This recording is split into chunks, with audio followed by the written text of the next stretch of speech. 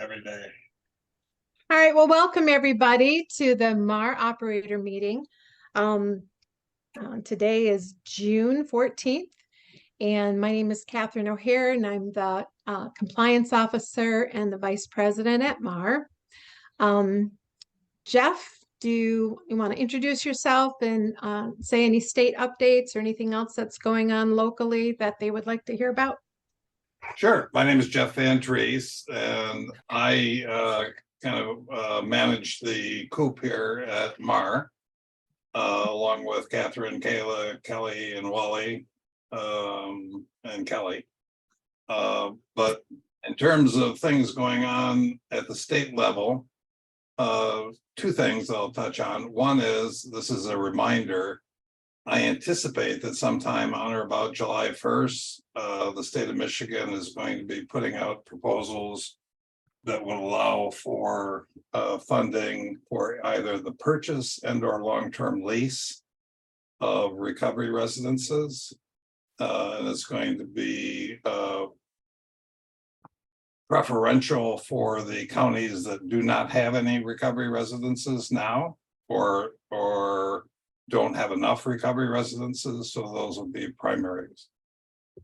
The second issue is that I'm really happy to announce this, but we learned last week that Michigan's RECCAP results, for those of you that are already started with RECCAP, those are going to be included in a national study of Michigan and 4 other states to talk about RECCAP, and David Best and Dr. David Best from Scotland and Dr. Amy Miracle will be presenting on that in October in terms of here's what the study shows and here's what the study doesn't show. On the federal level, there's still going to be more money coming out for recovery in general. And I anticipate that that's going to be happening for at least for the next month. I'm sorry, for the next year or two. And then finally, MARR has put together a working committee, an ad hoc working committee, and we're working on coming up with some best practices for placement and hosting of trans people into the recovery residence setting.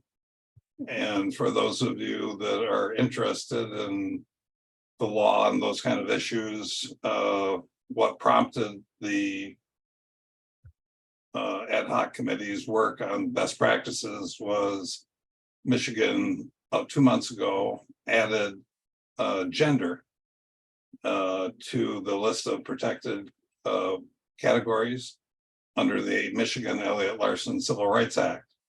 And so in response to that, gender is now a protected class, which means that you cannot discriminate against somebody based upon their gender. So I anticipate that we'll have best practices available and published hopefully within the next 30 days. So that's the report. All right. Does anyone have any questions for Jeff? Please just feel free to speak up. I have a question. So on our, say our applications that we send to the treatment centers, currently it asks, them to identify what they are. Would that be something that I should take off my application? No. I would think not. Yeah, it's recommended that you actually have on there, how they identify and have some examples, just say transgender, or just have a couple examples, and then or other, and then have them write something in. It is important to do that. I've attended a couple trainings recently that were brought to my attention, so I can also be further educated on transgender individuals and stuff. So when I say transgender, I'm going to look at that as an umbrella for all the individual, for the LGBTQ plus community. I'm just going to say transgender, just so it's an umbrella term. But I learned as well more about cisgender, and the homes primarily that are certified are primarily cisgender homes. So cisgender is the people that come to your homes, whether it's male or female, that's how they were identified at birth. So I'm not positive, but I'm wondering if, as we go through the committee, um, they might decide that maybe instead of saying your home is male or female, maybe it'll say, I want you to say something on the site that says more like cisgender male, cisgender female. So when people are looking for a home, they know that, well, this home is for cisgender. So people who um, um, words, but that's how they identified at birth.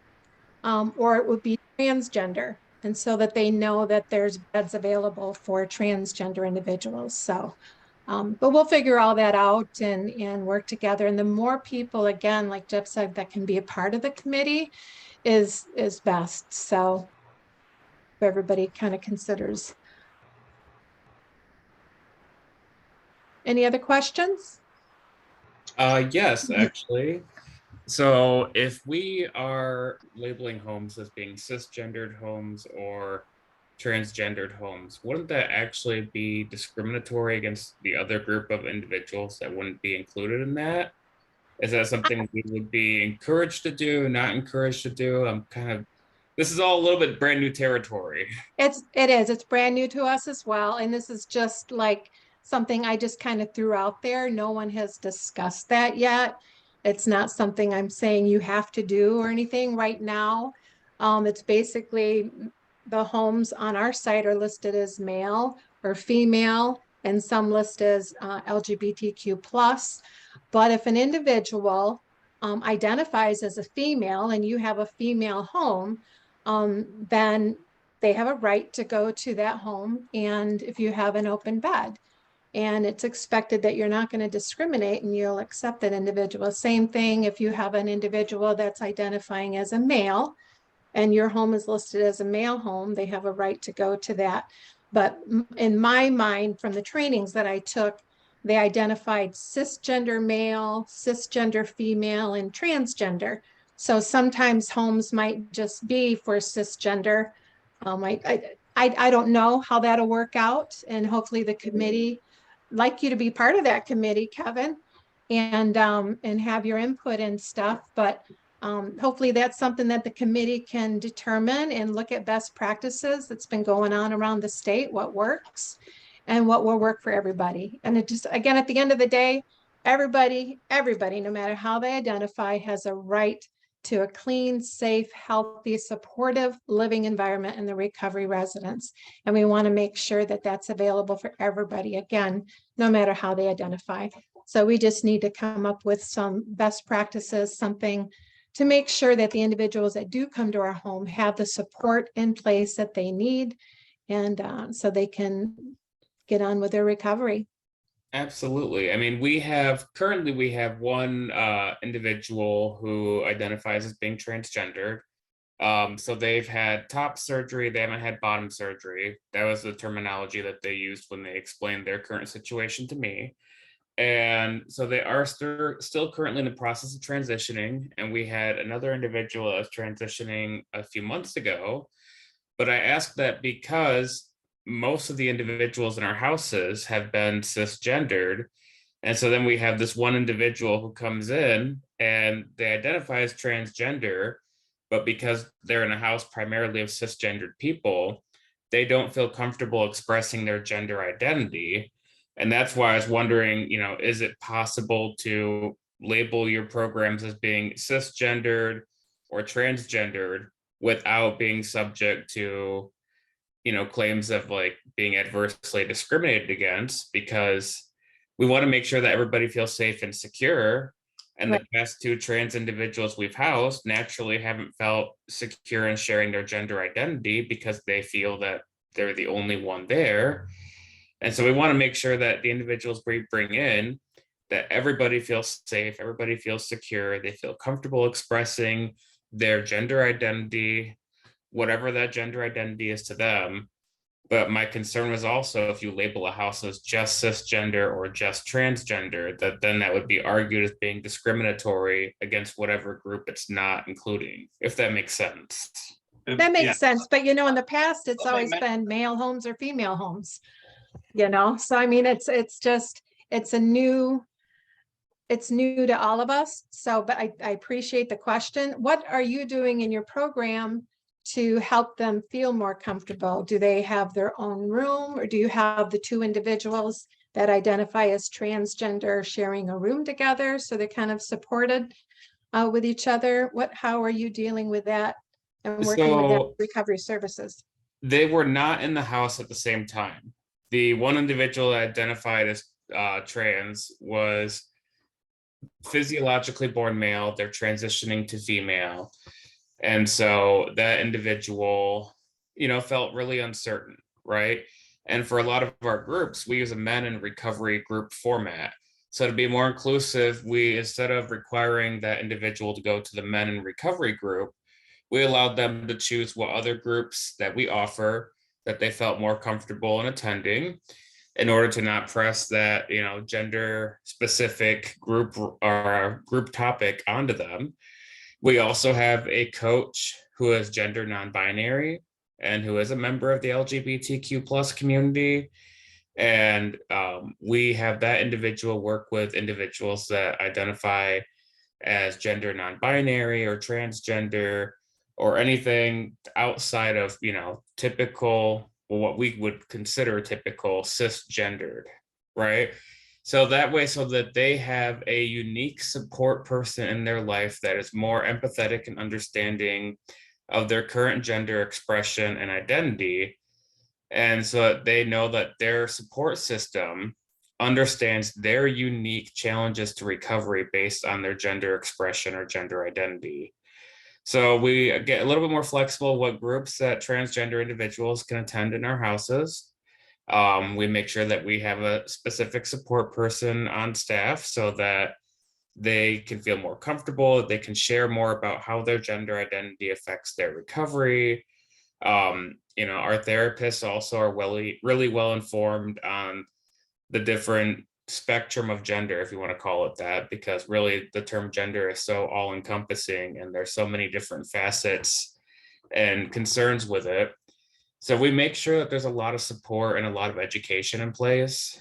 And actually, we just did a healthcare disparities training with our staff. I did that on Monday to educate our staff on different healthcare disparities that exist for people based on gender identity, racial or ethnic background, disability status.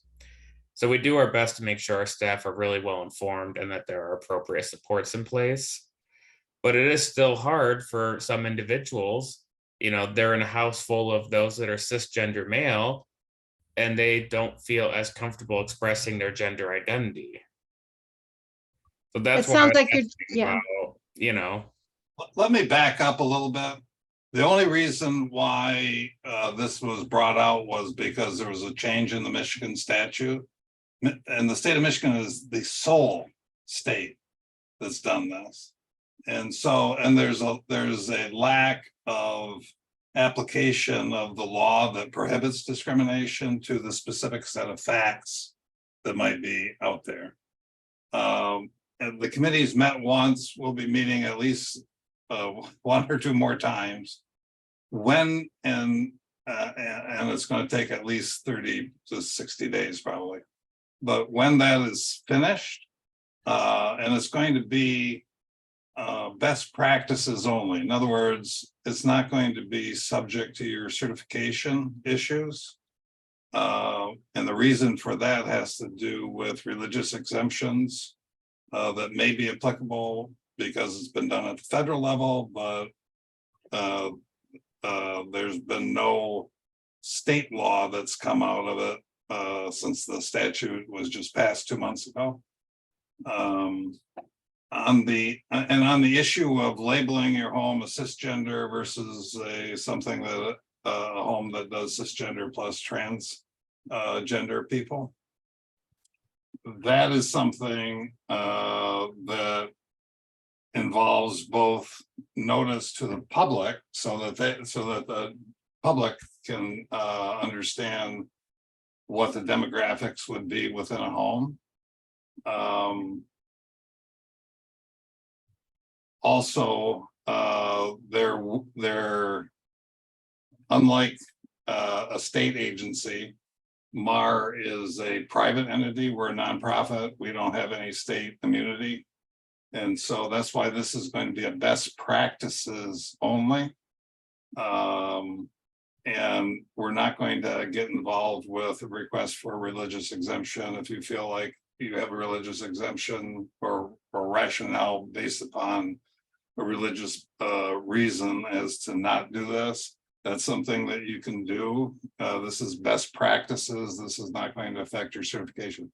Having said that, though, the state of Michigan and the PIHPs have made it abundantly clear that funding could be held up for any entities that do not comply with the anti-discrimination provisions in the new statute, in the Elliott Larson Civil Rights statute.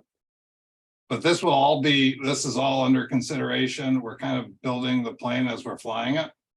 I anticipate that sometime in the next month or 2 months, we'll have a presentation.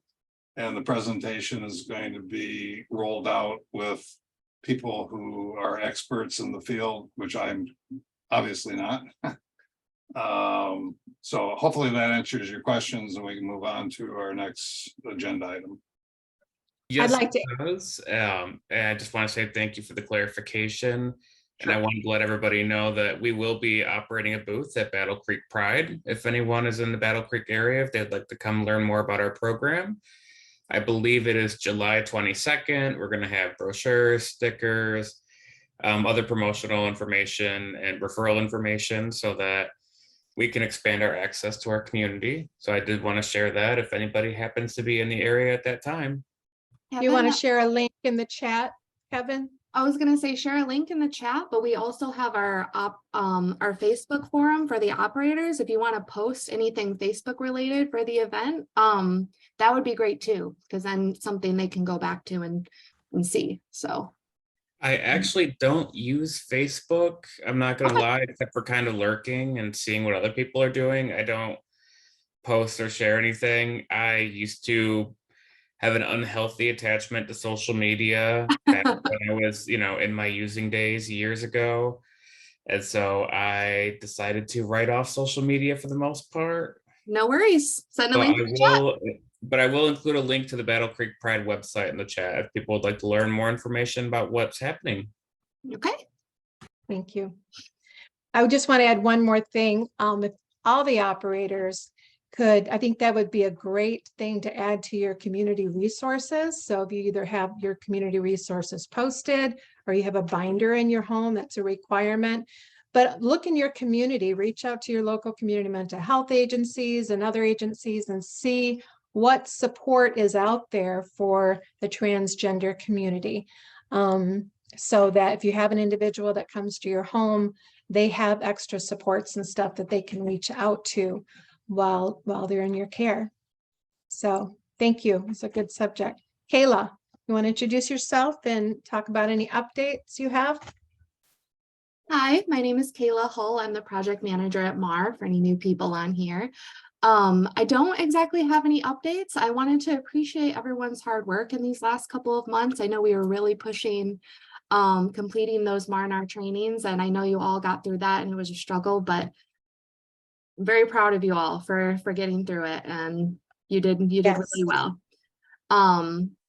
Otherwise, just the Facebook group, I put it in the chat. We would love for more people to join it. We've been getting a lot of personal questions, like via email or via phone call about different things, how to do certain things or getting opinions on certain things. And the Facebook forum is a great way to do that if you do have social media. It'd be great to post that, get opinions from the operators. We'd really like to get that going. If anyone else would like to join it, I just put it in the chat. But otherwise, that's it. You guys have been doing great. You really have. Great. Any questions for Kayla? Feel free to speak up. All right, Wally, would you like to introduce yourself and talk about any updates you have? Yeah, my name is Wally Slatinsky, and I am the outreach coordinator for MARR. Catherine, I really don't have any updates on anything. I just except for we continue to move forward, and we have more applications that are in place now for RCOs, and we're going to move forward with certifying those RCOs. I'm pretty excited about that. Other than that, I just certainly aware of this topic, and it's a very, very complicated process, I think, to arrive at a place where everybody's agreeable and everybody can understand and move forward and meet all the standards and everything else. So that's all I have, Catherine. Yeah, we actually have 4 programs, 4 RCOs that are in the mix, either certified or becoming certified. So that's great. I'm glad to see you guys creating those and applying for certification. That's awesome. We need more. Any questions for Wally? Well, Kelly can't make it today. Kelly Darren can't make it. Yeah, I think Pam was trying to say something. Oh, go ahead, I Pam. do. What's RCO? It's Recovery Community Organization, or there's Okay. RCCs, which is Recovery Community Center. Okay. Okay. Those are larger organizations. Some of our operators that run recovery residences also have Recovery Community Organization, which is a larger facility that provides information and resources to individuals in recovery, seeking recovery. Great asset. Okay, great. We're working, actually, MARR's working on that with David Best. He's developed, and this is all through grant funding from the state of Michigan. He's developed a version of RecCap, the Recovery Capital Assessment Instrument Tool, for use in a recovery community center. And so the thought is that, for instance, we have 260 plus recovery residences in Michigan that are MARR certified. There are 15 recovery community centers. But the thought is, for those of you that say, well, it might be difficult if you just have a single home or 1 or 2 homes, to undergo the staff training time needed to do the RecCap assessment instrument, there could be a referral done from a recovery residence to a nearby recovery community center to do the RecCap assessment work there. And that model, that's not anything we came up with. That's been used in Florida successfully. So we're trying to do the same thing here in Michigan. Okay. Well, Kelly Darren, she's our project coordinator, couldn't be with us today, but she did send me an email update on the RecCap. And she said, we're actively onboarding 20 operators. Wayne State has begun to access the outcomes for information for the state. Nick Burson with Wayne State is sending out an email that contains a survey for the operators that are onboarding. So please be aware of this name and complete the surveys when they're received. It's really important. Kelly's going to begin onboarding another 5 organizations next week. Please keep your eye out for emails introducing herself and the system. And please remember the calls. Computer reimbursement ends. I need to make sure that everybody who wants any kind of computer reimbursement for RecCap for your homes, I need to receive those reimbursement forms no later than the 15th of September. Our fiscal year ends on the 30th, well, technically the 29th. So I have to make sure that I can turn that billing in and make sure that I'm writing checks to the operators before the end of the month. So please, if you're interested, please make sure that you're getting those reimbursement forms to me. I think we've got like 5 or 6 have already done that. And the turnaround's usually within 3 or 4 days, I can get a check out to you. So as long as I have the receipt and the address is written on the form. So it says all operators have received an introductory email at least twice, but many have been over 3 times, as well as some phone calls. So if you want the money, if you want the reimbursement, get started onboarding before it's gone. She said, now that the MARR and NAR trainings are completed, please direct your time and attention to begin the onboarding process with RECCAP if you haven't done so already. So that's Kelly's update on things. So really exciting that the state has already taken the information that's coming in from RECCAP and is able to share that data and use it. So by the time our conference comes in October, there's going to be a lot of data we're going to be able to share, and Dr. Best will be talking about that at the conference. That data converts into money to recovery residences from the state of Michigan.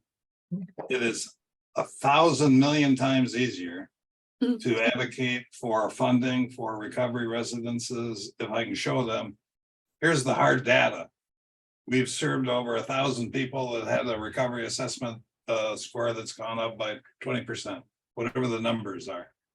That converts incredibly better than just saying we're doing a good job. If we can show the state of Michigan that what we're doing works, and we all know that it works, we just have to show it to them that it works. There's going to be money, additional monies flowing down from Lansing to all of you folks. So again, thanks for doing this.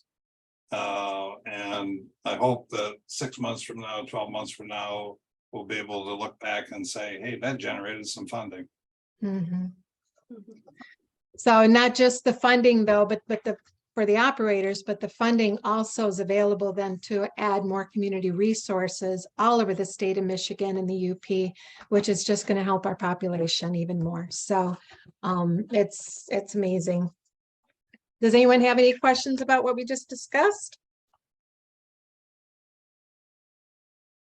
I wanted to remind everybody again about the NAR-MARR Best Practices Summit that's coming up. It's October 9th, 10th, and 11th. It's going to be in Dearborn, Michigan at the Henry Hotel.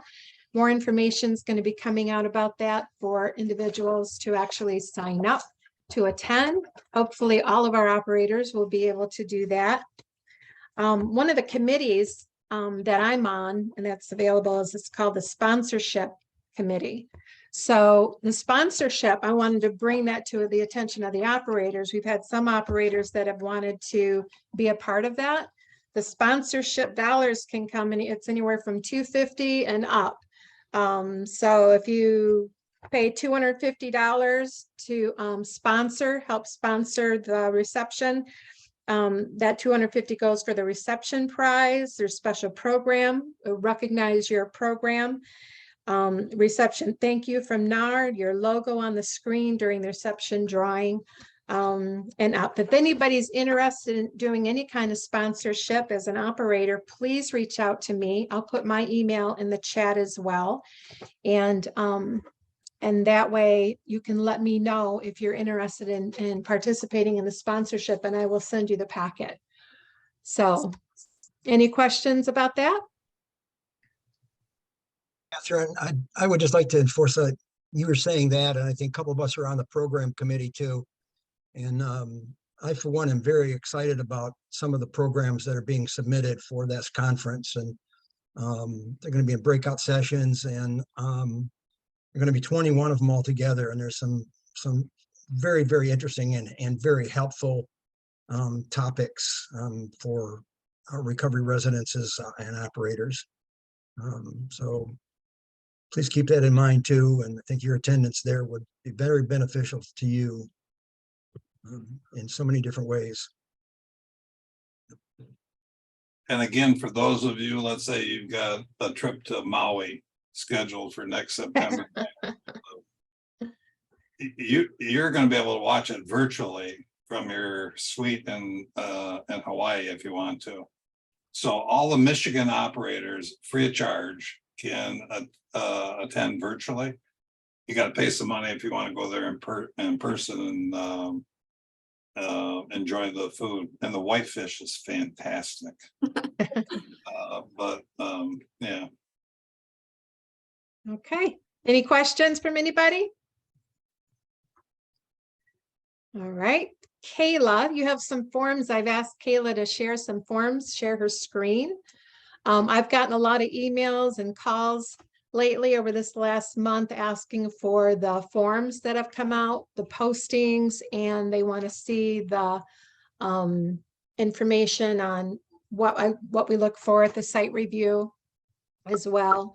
So Kayla's going to share these forms for anybody. Please feel free to copy these so that you have those available for your homes and you have it on your computer in case something gets taken down, and you can print them back off again. And then the other form would be what we look at, this form right here, the site review form. That's all that little check boxes there. That's the stuff we look at and want to check off among some other things. So I want to make sure that everybody has that information. Okay. Yeah, I can send these out in an email too after. I always send up a post-meeting follow-up. I'll attach these to it as well. Okay. Just FYI, my computer for some reason isn't charging and it's saying I got a low battery. So if I disappear, my computer died. But Kayla, you want to share the Juneteenth form as well? June, this is one of the celebrations this month, is Juneteenth. And so wanted to make sure that that was brought to everyone's attention and reach out. Is there any operator that is doing anything to help recognize this significant event in your program? If so, if you could share, that would be great.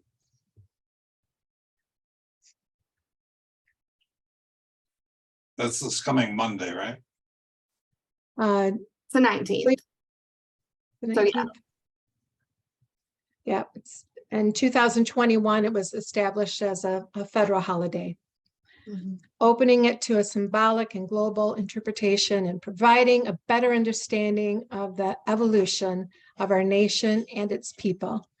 So please read more information on that. That would be a great educational tool as well, an FYI for the people in our programs. Also, June is recognized as Pride Month, so National Pride Month. So here's some information on that. This is from SAMHSA that we wanted to share with everybody.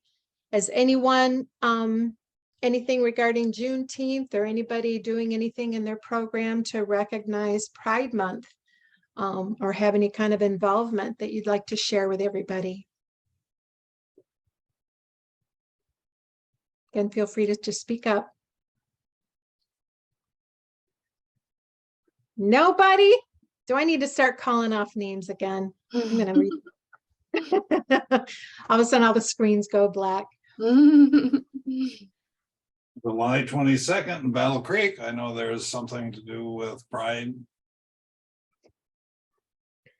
All right. Yes, there is. I thought as much. I love that.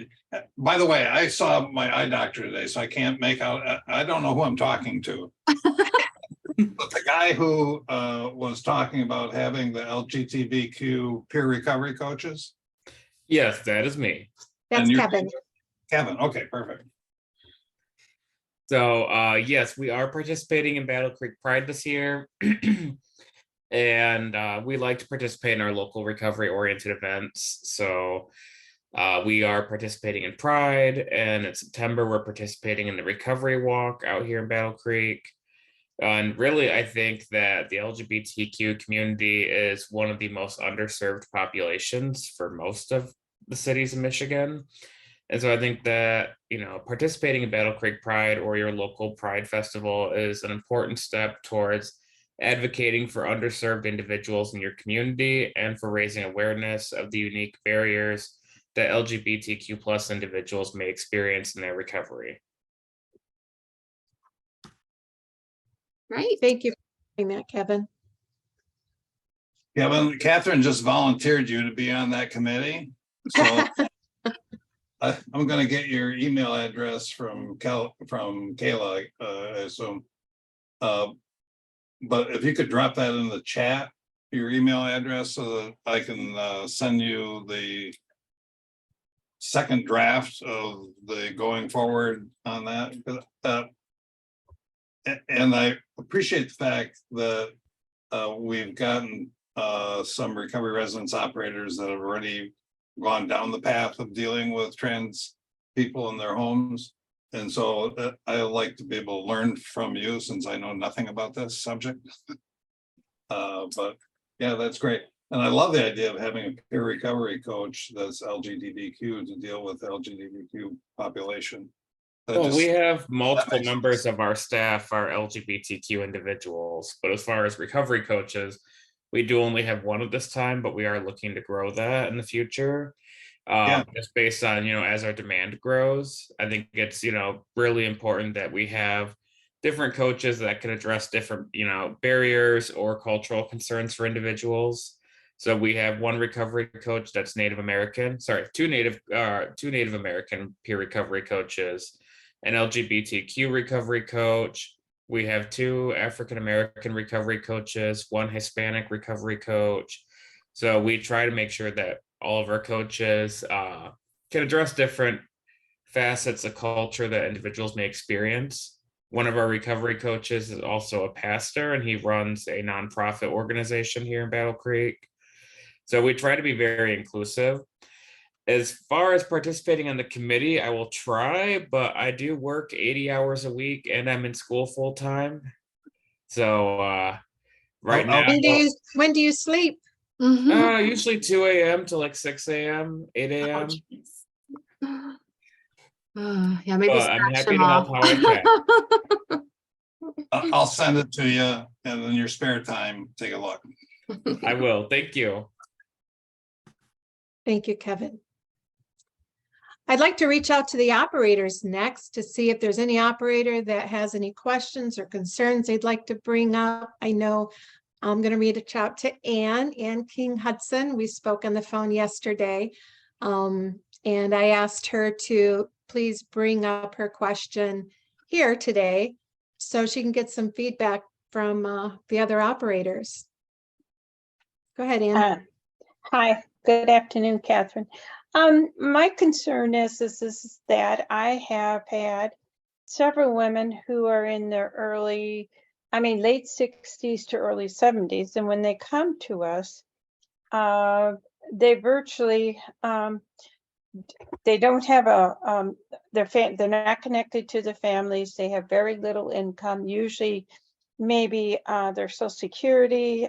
Some have with Social Security, they have some disability income. And so I was asking Catherine in terms of, how do we begin to move them on when I live in a community where, and I'm sure I'm not the only community where the housing is very expensive. And so I just wanted to know what everybody else was doing and how they were handling that. Because you have the women that come to your home, they can stay there for a year. They can stay for a year, yes. They have to be, but we've had some women come to the house that really don't want to do anything. They just want the inexpensive rent. And we talk about that. In order to be here, you have to get involved in community. You got to go to recovery meetings. You have to begin to put in some some purpose and to begin to build that life again. And I think often that begins to be difficult for them. I'll throw out one thing again. It may not be applicable to you, but I know a program in the western side of Michigan that has about 120 beds. And they run through people that have been in their program for maybe like 3-4 years. But what they've done is they've set up a separate, like a second step program where it's less services, but there's going to, and maybe not 6 people, but maybe like 4 people, 5 people in a home, and split the costs and it's viewed as like, here's a second level in their recovery program. And for a recovery program that says has a 1-year limit, you might want to consider doing that, saying, well, here's something where we can arrange a level 2, for lack of a better term, that would provide for care or provide for a place to stay that might be less expensive than what's available to them in the private market. But that will require you to do some work on your part to arrange all of that, so. So it's like a that's- step down. That's a step down. Then they don't have to attend 6 meetings a week like the ones in the other program. Maybe it's 3 meetings a week and they need to stay clean and sober, but they don't have, it's less stringent. So, It's usually people that have been in the program for a year or more. yeah. So they're more stable and they don't necessarily need as much of the recovery supports as the first month. Anybody else have anything to share with Ann? Yeah, I also find, I mean, I might have misinterpreted how you described the population that you're trying to help.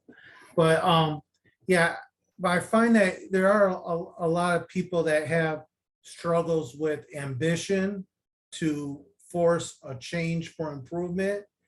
And then there's also a lot of people that have difficulties with planning when it comes to taking something big and difficult, like where am I going to move in a year?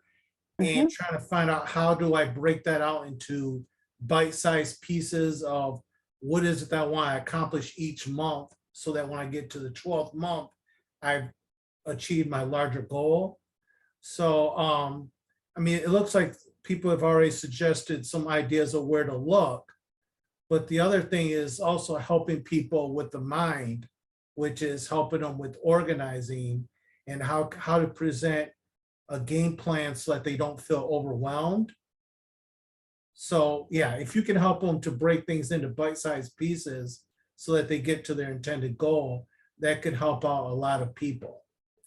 Another option is and I have a lot of people in my organization that, you know, yes, they like to stay around because of the fee to stay with me is less than being in an apartment with utilities.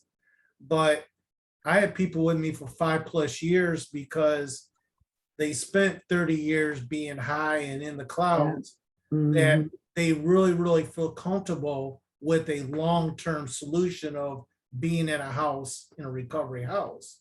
So you may, if your program is catered for 1 year, you could help them to find another recovery house that supports the long-term lifestyle of years in a recovery program.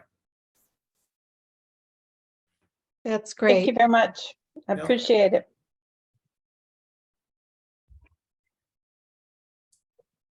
When my late husband and I used to run recovery homes, I mean, sometimes the guys would be like, they were afraid to go out, and we're just, what are you Yeah. afraid of? And they're afraid of themselves. Yeah. You know, they're afraid of not having that other person across from them in recovery, drinking that cup of coffee in the morning. They're just that little extra support when they come home from work.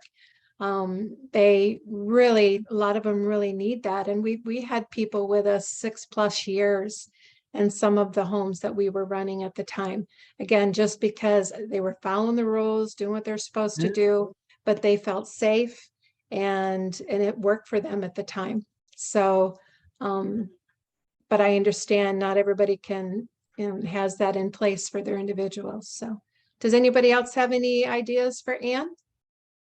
Hi, this is I'm Lisa. Pam. Oh, go ahead, Lisa. Sorry, we do have quite a few older residents as well, and locally we work with the area office on aging, and they have some additional resources for, well, people over 45. I don't know if that I mean, over 55. That seems a little young for the area office on aging, but that's where they start out. But they have some other resources that we've referred people to. They can help with housing and things like that that we might not have access to. The other thing, and I don't know about your community, is we are able to help people get on the Section 8 wait list in Mm. Monroe County. Even though we're transitional housing or recovery housing, for the sake of HUD, they do consider and let our ladies sign up for Section 8, even though our list is closed.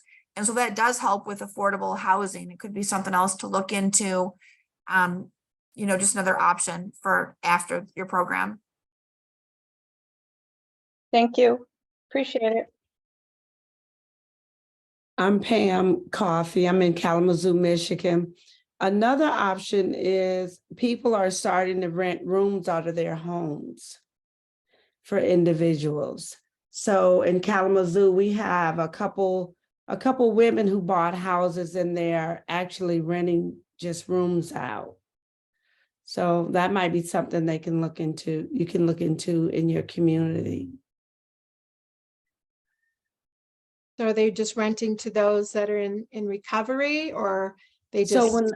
when I call around, I'm looking for rooms for a person who runs their house like a recovery house. Like everybody needs to be sober in the house. So. Okay, thank you for sharing that. Thank mhm. you. Anybody else? Hi, my name is Crystal with A Mother's Touch, and I too have a female ran recovery residence, and I kind of run into that issue too with the what looks like the lack of motivation, or here we are at the 12-month mark, and you're still, they still may not have a home or an apartment to go to. One, I'll say I appreciate what I've heard, because it was helpful for me. Your question was helpful for me. But what helps me also, I have been having to recognize the stage of change with each of these residents, because our moms have a baby or a child up to the age of 5. And sometimes their timeline in getting things done doesn't match my timeline, and sometimes I forget that. And so, I'm saying this to say I understand, and I did put something in the chat for you, that I hope you and I can connect, Okay. Thank because you. I believe that we need each other in this process. Mhm. And I also like the suggestion to, although they can be there for a year, right? Because that's the same in my program. But I also appreciate what Preston said. Look at it on a month-to-month basis. What can we accomplish? What small steps can you take, and see either the accomplishment of it, or what, taking the bite-sized pieces was very helpful, because I can take the whole 12 months and I got a whole plan, and forget that they're coming in and they don't know, right? For it takes a period of time just to get settled with the fact that me and my child have a safe place to stay. That's right, yeah. And that takes a while because they've been so transient, and so keeping that piece in mind as well, for me, is what I have to remember.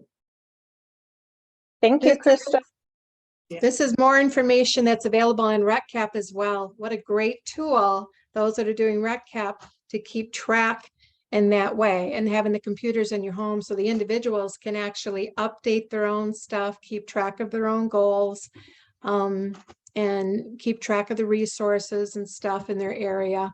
RecCap's going to be a great tool for that. So may I ask, for the person who had mentioned something about the Section 8 and being able to connect with, I don't know who they connected with. Was it Section 8 Housing Commission in your county? Can you put in the chat, who was it that you connected with that they would put your women or people on the wait list, with the wait list being closed?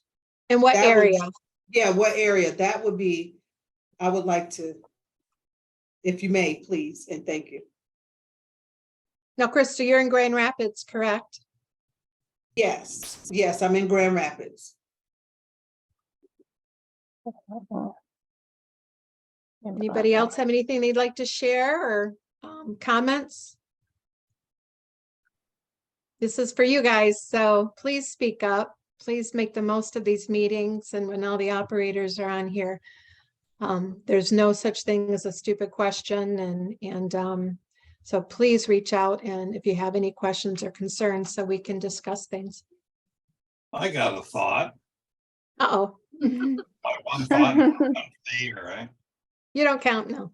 Okay, how about we do this? How about any operator that's on this call, if you have a particular issue that you'd like to get the voice of experience, just put it into a email and send it to Kayla or Catherine, not me.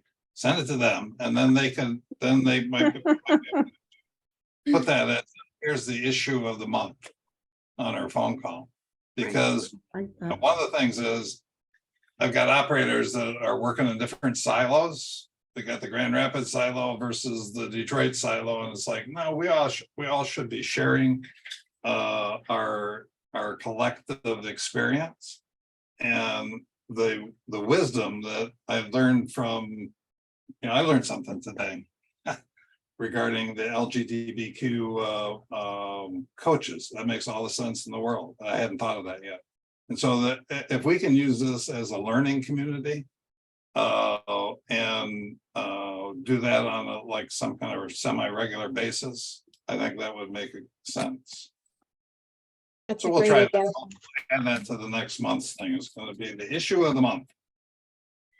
And again, remember the Facebook forum. That's a great place. That's just between you operators as well, just to talk back and forth and bring up any questions or concerns. And so you get some feedback from some fellow operators who've been there and done that. So no sense in recreating the wheel, because they've all gone through the same thing you're going through. So some more than others. Anything else anybody would like to talk about? Oh, also before the end of the meeting, do you want to let everyone know who our program operator of the month is?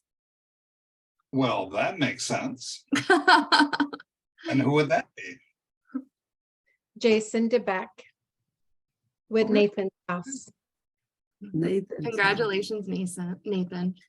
You will be on our website under operator of the month. Now, Jason has always stood out to me when I've gone to his programs, as he really has beautiful, beautiful homes. Not just that though, but I love how he has things set up. He has something called Cal's Pals, which is a large room. You want to go ahead and explain that, Jason? What's your Cal's Yeah. Pals?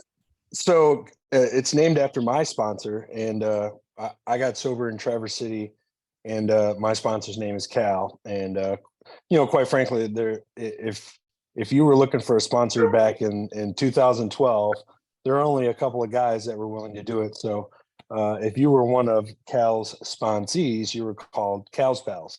So and essentially, what the room in our house is, it's a bunk room. And so everybody who is new starts in that room, and it's it's usually about 3 or 6 bunk beds depending on the house, and all new guys start on the top bunk and they earn their way down to a bottom bunk, and then as you progress in our house, you earn your way into a semi-private room. So what we feel is that what's important about that is that when you first come out of treatment, it's hard for you to isolate. So when there's a group of guys around that you're living with, that you're more apt to say, hey, can I come along and go to the meeting? Or are you guys going fishing? Can I come too? That way it gets you and assimilates them into the house and into the culture a lot quicker. It's we just kind of happened upon it. It's not anything that I read in a book. It's just something that we started doing, and it's worked out really well. We've noticed that throughout the time that the guys stay in the house, usually the guys that all room together starting off in Cal's Pals, they generally migrated throughout the house and into the semi-private rooms and have stayed. Whereas we have guys where their average length of stay now is well up over a year, and we're okay with if you want to stay. We ask for a 90-day commitment, but if you want to stay for 2 years, we're fine with that, just so long as you're doing the deal. And we look at doing the deal as learning how to trust God, clean house, and help others. So, but thank you so much for the recognition. I I try really hard to make sure that we give something that's extremely affordable for men who are coming out of treatment and giving them the opportunity to build a foundation for their recovery. So thank you again for recognizing me. Thanks so much, Thank you for Jason. all you do. Yes, definitely. And again, starting off in a kind of a dorm style room, that's a lot for a lot of people. That's their only support. Maybe they don't have any friends or family or anything like that that they can turn to, but probably some of the best treatment they're going to get is with their bunkmate. They're in the recovery residence, so it's I'm a true believer in having dorm rooms like that if you have the space for that. So thank you again. Yeah, and next Monday for the Juneteenth celebration and Father's Day, we're having a house versus house wiffle ball game. Starts at 5:30. We're gonna have picnic food and good time. So anybody who wants to come up to Boyne City and watch, a fantastic wiffle ball game, bring it. Nice. That's awesome. Yeah, it is Father's Day this Mhm. Sunday. So happy Father's Day to everybody. And just remember that can be a very difficult time as well for some of the individuals that are in your homes that maybe they don't have that contact right now or the connection. And if they do, what can you do to help encourage that connection and help make that day go a little smoother for them? Because some of them are feeling a loss right now. So something to think about. Anybody else have anything they want to talk about before we close? I have a question for Cal. No, Jason? Jason, I wrote his name down. So Jason, you said you have that dorm room setting and all the newer people come in, they start out there. I've not had good luck with putting new people together, the fresh people all together. So tell me how that worked for you. How does that work for you? Well, when I say fresh, it could be in that room at one time. There could be anybody who has 1 day of experience in Nathan's house, all the way up until 3 or 4 months, right? So, Okay. so we generally don't put in, and we've never ever had generally guys who have less than a whole room full of guys that are 7 days out of treatment, right? Okay, So great. yeah, and within those bunk rooms as well, there's nice couches and a television for them, Oh, nice. that they all hang out and watch the game or watch the Netflix or the YouTube videos, and Yep. so creates a nice community. Great. So you're in Boyne, Michigan? Yeah, Boyne City. Yep. It's That's way up there, right? it's way up there. That's right. You just Because I get went on. to a camp up that way. It was called Camp Lake Louise. Yeah, Lake Louise. It's on Thumb Lake Road. Yeah, that's Yeah, gorgeous. Yeah. Yep. That was 2 miles away from the farm that I grew up in. Oh, really? It's got Yeah, two that's- names. There's two things about that. One is it's either Lake Louise or Thumb Lake. Yep. The other interesting point about that one is that's the only lake in Michigan that doesn't feed to either Lake Michigan or Lake Huron. And so all the water that goes into Lake Louise evaporates or it stays there. Wow. And nobody really was interested in knowing all my childhood experiences. It's a beautiful lake. It really is. It's picture perfect, especially in the fall. It's absolutely gorgeous. Yep. Pam brought up a good thing, though, I wanted to stress as well. It is important. I mean, not all homes are big enough to have big dorm rooms and stuff where you can have all those bunk beds and couches and stuff. But if you do have new individuals coming into your home, ideally, you don't want to put a brand new individual in the same room with another brand new individual. It's important to kind of mix it up, put them with a person that's a little bit more seasoned, has more recovery time under their belt, somebody that's following the rules, doing what they're supposed to do, somebody they can follow.